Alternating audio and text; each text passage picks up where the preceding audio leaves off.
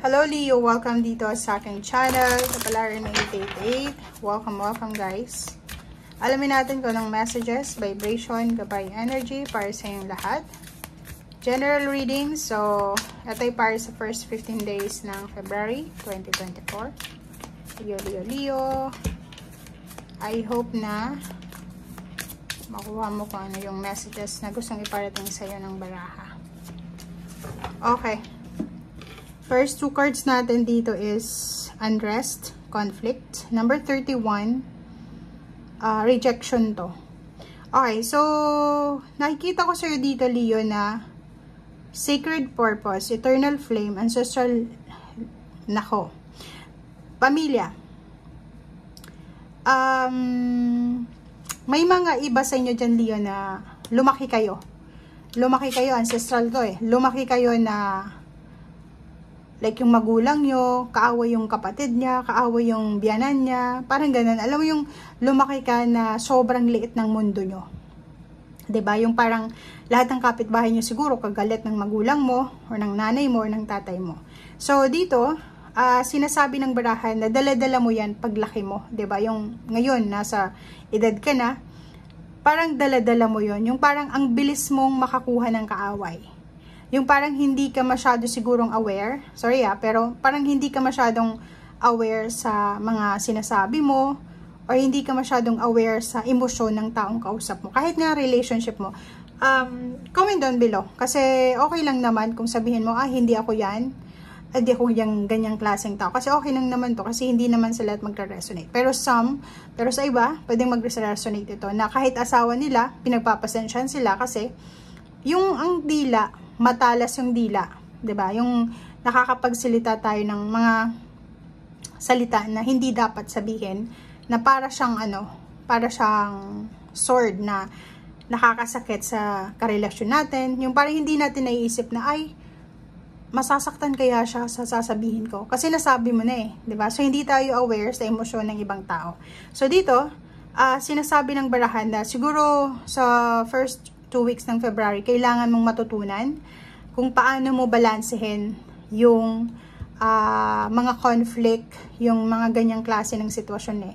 Kasi kung makikita mo dito, mararamdaman mo din yun eh. Parang iniiwasan ka ng mga tao sa paligid mo. Or may mga tao din na feeling mo close sa'yo. May mga tao din na feeling mo supported ka. Pero hindi mo alam,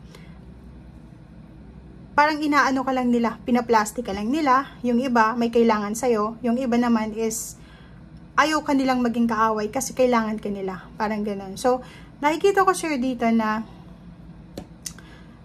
may mga conflict, may mga unrest situation ka sa buhay mo. May mga, may mga kaaway, or kahit internal conflict. Hindi mo rin maintindihan minsan ang sarili mo. 'Di ba? So, eto yun. Pero, normally, wala namang tatanggap na ganito siya, ganito ako, ganito, ganyan. Pero, kung marirealize mo talaga yung go deeper sa puso mo, inotice mo kung bakit maraming tao yung iniiwasan ka, inotice mo kung bakit maraming tao yung parang pinapakisamahan ka, dahil sa may gusto lang sa'yo, may gustong kunin, may gustong hingin, and after that, wala na, parang ganun. So, or may takot din sa'yo kasi alam nila na matalas yung dila mo, or basta. So, comment down below lang. If ever lang na makaresonate ka. If hindi naman, ignore it.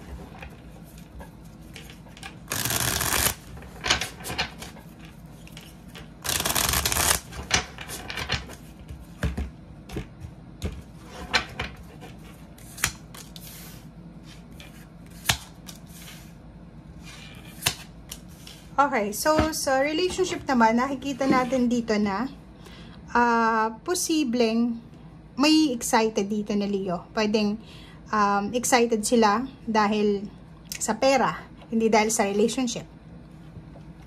For example, single sila, tapos hindi naman relationship yung focus nila, kasi ang focus nila is yung makakuha ng stable na work or makapag-provide sa family, parang ganun. Nakikita ko sir dito na may posibleng, kung babae ka posibleng may mag-offer sa'yo ng kontrata. Hindi ito relationship eh. Pwedeng may mag-offer sa'yo ng trabaho, bagong contract.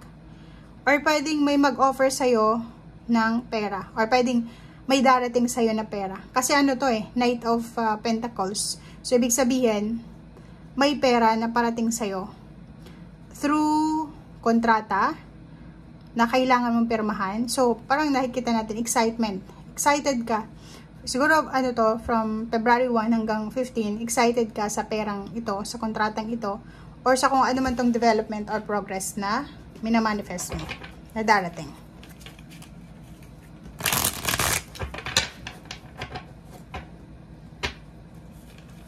Or kung makikita mo dito, excited ka sa posibleng, makikita mo, gusto mong bumili ng lupa, ng bahay, makapagbakasyon, parang ganun. So, comment down below guys if resonated ka.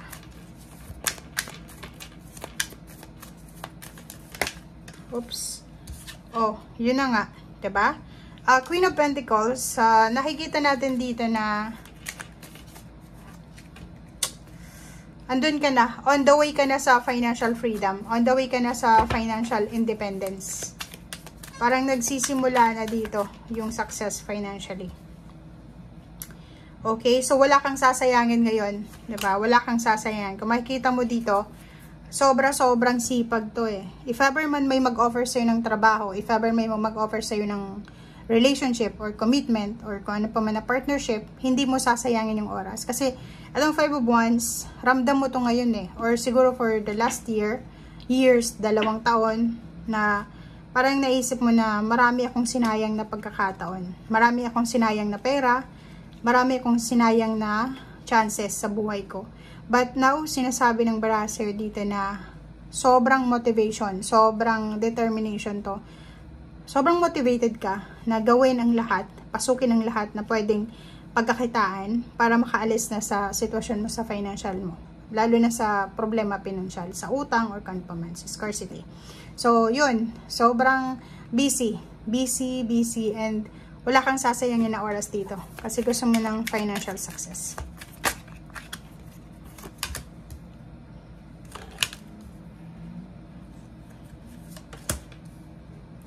Okay, ang galing. So, kung makikita mo dito, paalis ka na.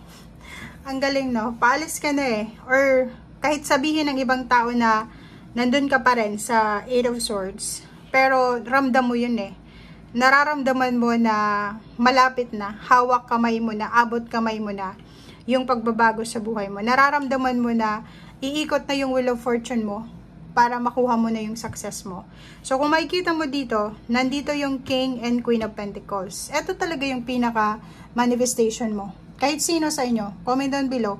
Ang gusto nyo talaga is mahawakan yung pera, makahawak ng malaking halagang pera, and aminin mo man or hindi mo aminin, every time na nakakahawa ka ng pera, every time na alam mo na may parating na pera, sobrang excited ka. Parang siya nagbibigay ng nabubuhay yung dugo mo. Okay?